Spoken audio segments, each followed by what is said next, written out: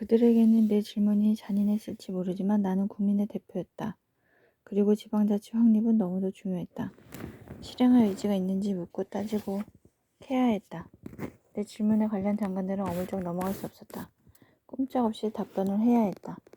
나는 지방자치제를 실시하지 않으면 지방에서 일어나는 부정선거를 막을 수 없고 따라서 정권 교체는 이뤄질 수 없다는 생각을 했다. 물론 지방 주민들의 복지 향상도 기대할 수 없다고 생각했다. 지방자치제도는 내가 훗날 13일 동안 단식을 해서 결국 쟁취했다. 1965년 6월 22일 도쿄의 수상관저에서 기본조약, 청구권, 어업 문제 등에 관한 모든 협정이 정식 조인되었다. 독도 문제는 새벽까지 마지막 절충을 계속했으나 결국 보류되었다. 그러자 언론들은 제2의 의사보호조약이라며 비판하고 교섭 대표를 제2의 이완용에 빗대었다. 학생들을 중심으로 한일협정 반대 시위는 다시 거세졌다. 야당 측도 정식 조인을 앞두고 반대 투쟁을 효율적으로 전개하기 위해서 민정당과 민주당을 통합하여 민중당을 만들었다. 6월 14일에 열린 당 대회에서 박순천 여사가 대표 최고위원에 뽑혔다. 경합에 나섰던 윤보선 씨는 낙선하여 고문으로 물러났다. 예상 밖의 결과였다. 하지만 그만큼 신당 내에서도 윤보선 씨의 강경 노선을 우려하는 사람들이 많았다는 것을 알 수 있었다. 강경파들은 한일 협정에 반대하여 야당 의원 모두가 사퇴할 것을 제안했다. 그러나 박순천 대표는 반대했다. 나도 반대했다. 175석 의석 중에서 야당은 65석을 차지하고 있었다. 간부들의 간곡한 만류에도 불구하고 윤보선파에서 7명, 박순천파에서 1명이 국회를 박차고 나갔다. 일본에서도 한일협정 비준을 앞두고 국회에서 연일 파란이 일어났다. 마침 비준을 반대했던 일본 민사당 간부들이 한국에 왔다. 그들은 우리 당 홍익표 씨 등 간부들과 회식을 가졌다. 나도 그 자리에 가서 우리 당의 입장, 즉 국교 찬성과 굴욕 외교 반대의 입장을 설명했다. 그랬더니 내 설명을 듣고 민사당 간부들은 의외라는 반응을 보였다. 야당이니까 당연히 반대를 할 줄 알았는데 의외로 조건부 찬성을 했기 때문이다. 대안을 지닌 우리들의 비판이 상당히 인상적이었던 모양이었다. 그들은 돌아가 한일협정 반대의 당론을 수정했는데 아마 내 설명이 그들의 결정에 영향을 주지 않았나 생각한다. 1965년 8월 14일 한일 기본조약과 모든 협정이 국회를 통과했다. 야당 의원들은 모두 불참했다. 협정 가운데 가장 문제가 된 청구권은 무상 경제 협력 3억 달러, 정부 차관 2억 달러, 민간 상업 차관 3억 달러, 그리고 본 협정에 의해 양국의 청구권을 소멸한다로 결정되었다.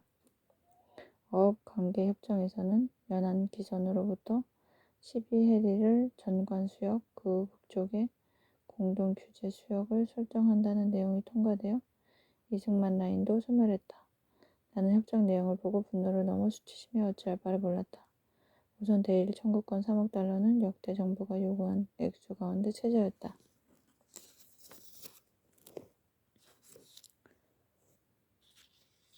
이승만 정권은 20억 달러였고 장면 정권도 국회 정상화를 위해 28억 5천만 달러를 요구했다. 이에 비해 3억 달러는 터무니없이 적었다. 35년간 수탈의 역사를 3억 달러로 보상받는다는 것에는 누구도 동의할 수 없었다. 나는 국회에서 이렇게 주장했다. 차라리 일본으로부터 단 한 푼도 받지 맙시다. 우리는 부유하지는 않지만 그런 대로 살아가고 있습니다. 이럴 바에는 청구권 따위는 일축해버리는 것이 낫습니다. 대신 일본으로부터 진정한 사과를 받는다면 그것이 더 중요합니다. 그리고 과거를 청산한 후에 새롭게 출발합시다. 국민도 그러한 명예로운 태도를 더 바라고 있습니다. 그러면서 청구권보다는 당시 심각한 무역 역조 현상을 개선해야 한다고 주장했다. 한 푼도 받지 않는 대신 무역을 1대1로 공평하게 한다면 일본인들도 분명 성의를 보일 것입니다. 무역 역조를 시정하는 것은 한국의 실리를 가져다 줄 것이고 무역이 활발하면 국내 산업도 부흥할 것입니다. 우선 대일 무역 수지를 봅시다. 이미 3억 달러로는 메워질 수 없을 정도로 거액의 적자를 기록하고 있습니다. 3억 달러의 무상 경제 협력 자금도 따져봅시다. 이번 협정에 따르면 매년 3천만 달러씩 10년간 빈둥비율로 지불하게 되어 있습니다. 하지만 그 10년간 일본과의 무역 적자는 30억 달러도 넘을 것입니다. 우리가 그 30억 달러의 10분의 1을 받고 그것을 과거를 청산하는 대금이라고 하는 것은 도저히 납득할 수 없습니다. 이 협정으로 아무런 유보 조건도 없이 일본과 관련된 모든 과거사가 통째로 증발해버리는 셈이었다. 이는 엄하고도 중대한 문제였다.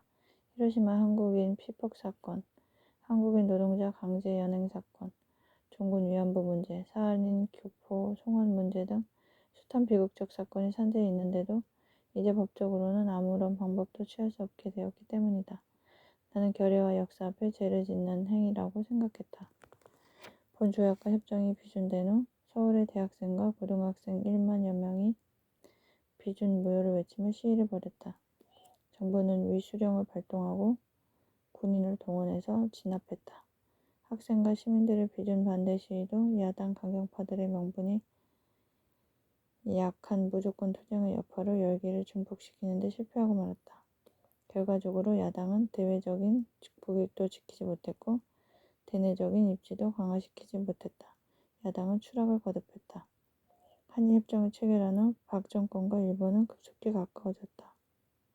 박 정권은 일본으로부터는 경제개발에 필요한 원조를 얻었고 미국으로부터도 절대적 지지를 이끌어낼 수 있었다. 미국과 세계는 야당의 거센 저항에도 한일협정을 이끌어낸 박 정권을 신뢰하기 시작했다. 반면 시종 반대만 했던 야당의 강경 노선은 못마땅하게 여겼다. 박 정권과 미국과의 관계가 더욱 돈독해진 계기는 한국군의 베트남 파병이었다. 한국은 베트남의 의무 부대만을 파병하고 있었는데 미국은 1965년 전투병 파견을 공식으로 요구했다. 박 정권은 해병대인 청룡부대를 먼저 파병하고 이어서 맹호, 백마 등 보병 2개 사단을 파병했다. 미국은 베트남전에 엄청난 물량을 쏟아부었다. 그래도 전황은 그리 밝지 않았다. 미국은 점점 수렁으로 빠져들고 있었다. 젊은이들은 낯선 정글에서 죽어갔다. 존슨 대통령이 외친 위대한 사회 건설을 위한 경제 프로그램은 베트남 전쟁으로 중단하거나 폐기해야 했다. 미국 내에서도 반전 여론이 일어났다. 미국의 자존심은 구겨지고 어디를 봐도 악재뿐이었다. 이럴 때 한국의 파병 결정 소식은 존슨 대통령에게는 가뭄의 단비와 같았을 것이다. 존슨 정권뿐만 아니라 많은 미국 국민들도 이를 보훈의 파병이라며 무척 고마워했다. 베트남 파병에 대해 야당은 원칙적으로 반대했다. 나는 강력하게 반대했다. 파병이 한반도 긴장을 고조시킬 수 있다는 판단에서였다. 북한을 자극하여 전쟁이 일어날 수도 있을 것이라는 우려를 했다. 또한 전황이 그리 밝지 않은데 자칫 패전이라도 하면 우리 젊은이들의 희생만 따르고 실익은 없을 것이라고 생각했다. 미국은 한국이 파병을 거부하면 주한미군을 빼갈 것이라는 소문을 은근히 흘리며 한국 정부를 압박했다. 정권 안정이 급박했던 박 정권은 파병을 국면 전환의 호기로 삼았다. 그래서 매우 불리하고 어찌 보면 굴욕적인 조건임에도 파병을 강행했다. 정부는 우방의 의리를 지키는 파병, 평화를 지키는 대항건화 등으로 그 의미를 한껏 부풀렸지만 병사들의 처우는 다른 나라 파병 군인들에 비해 형편없이 낮았다. 또 베트남 파병은 순하고 여린 한국의 젊은이들을 국제사회의 호전적인 용병으로 인식시키는 계기가 되었다. 죽음으로 나라에 충성했지만 젊은 그들에게 날아온 것은 국제사회의 비난이었다. 이는 비극이었다. 야당은 현역병 대신 의용군을 파견할 것을 대안으로 제시했다. 미국의 요청을 들어줄 수밖에 없다면 현역에서 물러난 예비역 중에서 지원자를 모집하여 의용군을 결성하자는 것이었다. 정부에서는 이를 받아들이지 않았다.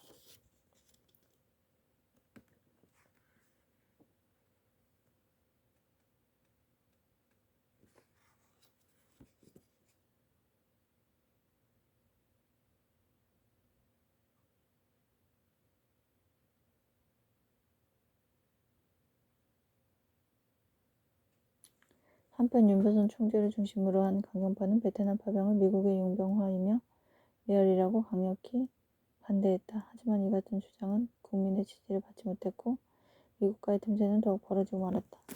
베트남 파병은 결국 국회 승인을 받았다. 베트남 파병이 이뤄진 후 박 대통령은 존슨 대통령의 초청을 받아 미국으로 건너갔다.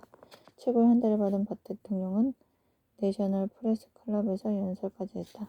존슨은 우방의 대통령으로서 박 정권을 적극 지지한다는 확약을 했다. 이어서 1966년 10월 존슨 대통령이 한국을 방문했다. 한국 국민은 그를 열렬히 환영했다. 환영 행사는 거의가 관주도로 이뤄졌지만 지구상의 어떤 곳에서도 볼 수 없었던 환영의 물결이었다. 이렇듯 박 대통령과 존슨 대통령, 한국과 미국 사이는 가까워져 갔다. 존슨 대통령이 방한했을 때 인상적인 일화가 있다. 박, 존슨 두 대통령의 공동 리셉션이 워커힐 호텔에서 열렸다. 나도 초대를 받아 그 자리에 있었다. 막 리셉션이 시작되었을 때 갑자기 전기가 나갔다. 어둠 속에 아무것도 보이지 않았다. 1분여 동안의 정전. 그러나 그 1분이 매우 길게 느껴졌다. 나는 존슨 대통령 신변에 어떤 위해라도 가해지면 어쩌나 하는 걱정을 했다. 1분 동안인데도 별볼 생각이 스쳐 지나갔다. 길고 긴 1분이 지나 실내가 밝아지자 존슨은 보이지 않고 박 대통령만 그 자리에 있었다. 우리는 깜짝 놀라 서로의 얼굴을 쳐다봤다. 존슨의 신변에 무슨 이상이 생긴 것 아닌가? 극도로 긴장했다. 그러나 존슨은 안전했다.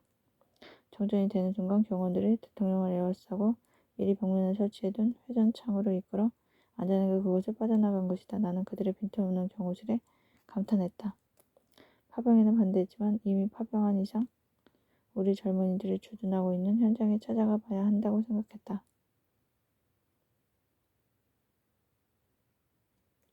나라의 이름으로 파병된 것이니 그들의 사기를 진작시켜야 했다. 1966년 9월 1일 박순천 대표 고흥문 의원과 함께 베트남을 방문했다. 나중에 김상현 의원도 합류한 것으로 기억한다. 당시 최명신 파월 사령관이 우리를 진심으로 반겼다. 미군 사령관도 고마워했다. 그들은 이렇게 말했다. 한국은 진정 민주주의 국가다. 파병을 그토록 반대했던 야당이 일단 파병이 결정되자 위문을 왔다. 이런 나라가 어디 있는가 진심으로 존경한다. 그 당시 베트남은 구엔 반티우가 상징적인 대통령이고 구엔 카오키가 실세 총리였다. 그들은 우리를 접견하고 환대했다. 우리는 총리가 발표한 만찬에 초대되었다. 많은 장관들이 부인과 함께 참석했다. 보석이 줄줄이 박혀있는 목걸이에 파츠를 장관 부인들이 차고 있는 것이 놀라웠다. 고흥문 의원이 그걸 가리키며 말했다. 저걸 보시오. 다이아몬드가 온통 손을 감싸고 있네 그려. 나는 깜짝 놀라 고 의원의 말을 가르쳤다. 다이아몬드라고 하면 그들도 다 알아듣기 때문이었다.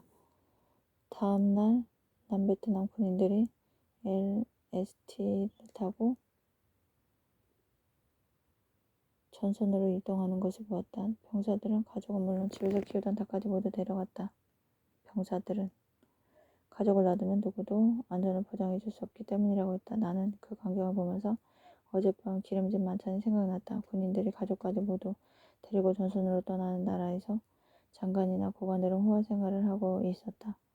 그리고 그들의 아이들은 거의가 홍콩이나 미국 같은 곳에 빼돌렸다. 이런 나라에서 우리 젊은이들이 목숨을 내놓고 저들을 지켜준다는 것이 참으로 무망하게 느껴졌다. 1966년 6월 4일 장면 박사가 서거했다. 정규 은퇴 후 장 박사는 신앙생활에 전념했다. 그의 노년은 참으로 쓸쓸했다. 나는 간염을 앓아 투병을 하던 장 박사를 자주 찾아뵈었다. 사모님께서 말씀하셨다. 일이 터지니 사람 마음을 알겠습니다. 고맙습니다. 김 의원. 세상 임심이 달라졌어요. 김 의원 마음은 잘 알고 있으니 자주 오지 말고 다른 사람 만나러 다니세요. 장 박사는 외롭게 돌아가셨다. 그는 나를 하나님에게 인도하고 정계를 이끌어준 종교적 정치적 대부였다. 장례는 국민장으로 치러졌다. 그 뒤로 장 박사와 관련한 추모 모임은 내가 주선하여 열었다. 장 박사 사모님은 내가 1980년 신군부에 잡혀갔을 때에도 매일 아침 성당에서 날 위해 기도해 주셨다. 그 자녀들도 우리 집에 찾아오고 장 박사의 귀중한 유품들을 가져다 주기도 했다. 장 박사는 선량한 민주주의 지도자였다. 그러나 비극의 정치 지도자였다.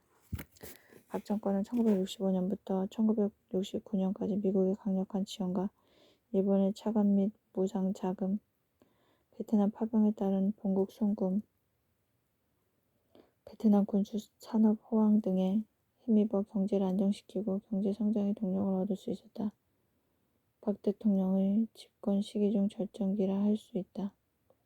경제 성장률도 연 10%를 초과하는 등 발전도상국 중 모범으로 꼽혔다. 박 대통령은 이를 바탕으로 고속도로를 만들고 많은 빌딩을 짓고 울산 공업단지를 확장하는 등 외관상으로는 눈부신 성장을 이뤘다. 1966년 2월 21일 생전 처음 미국을 방문했다. 미국 국무부 초청으로 최영근, 박영록 의원과 함께 비행기를 탔다. 워싱턴, 뉴욕, 덴버, 뉴올리언스 등을 둘러봤다. 미국의 도심에는 엄청난 아파트가 숲을 이루고 길은 자동차 홍수였다. 하지만 제일 인상적인 것은 곱게 뻗은 고속도로였다. 나는 거기서 그들의 힘과 저력을 느꼈다.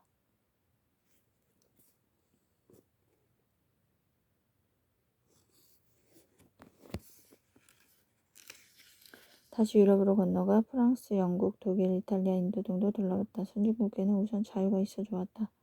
그리고 손님에 대해서는 친절하면서도 매우 겸손했다. 1967년 다시 대통령 선거가 있었다. 2월 7일 민중당과 신한당이 합당을 했다. 통합야당 신민당이 탄생했다. 박정희 정권과 맞서기 위해서 야권 통합은 필연이었다. 그것이 또 국민의 뜻이었다. 대통령 후보를 선출하는 데는 곡절이 많았다. 모든 권한을 소위 사자회담에 맡겼다. 유진호, 윤보선, 백낙준, 이범석 씨가 머리를 맞댔지만 합의를 도출해 내지는 못했다. 후보는 유진호, 윤보선으로 압축되었다. 유진호 박사는 우리 민중당이 공을 들여 영입한 인물이었다. 유진호 박사를 추대하다는 사람들이 많았다. 마땅히 떠오르는 인물도 없었고 유 박사가 비교적 무난하다는 평을 들었다. 그러나 그는 학자 출신들이 종종 그렇듯 유약한 면이 많았다. 지난번 대통령 선거에서 이미 심판을 받은 윤보선 후보로는 박정희 후보에 필패할 것이라는 예상들을 했다. 하지만 윤보선 씨 주변에서는 그때 겨우 15만 표 차로 졌기에 이번만은 틀림없다며 출마를 부추겼다. 더욱이 윤보선 씨 개인의 출마 의욕이 강했다. 양보란 절대 없었다. 유진호 박사가 양보하지 않으면 야권은 다시 깨질 위기를 맞았다. 다시 야권을 분열시킬 수는 없었다. 결국 윤보선 씨는 투기의 고집으로 후보가 됐고 그 고집이 결국 또 선거를 망치고 말았다. 야당에서는 6대 대통령 후보로 윤보선 씨를 재지명했다. 그러나 4년 전과는 상황이 많이 달랐다. 한일협정 체결을 고비로 야당은 세력이 크게 약화된 반면 박 정권은 미국과 일본의 적극적인 지원으로 자신감이 넘치고 있었다. 선거 전에 돌입하자 윤보선 후보에 대한 국민 반응은 예상대로 뜨겁지 않았다. 야권의 대대적인 지원을 받았지만 개인적인 선호도에서 떨어졌다. 특히 한일회담이나 베트남 파병의 초강경 투쟁이 유권자들에게 좋은 인상을 주지 못했다.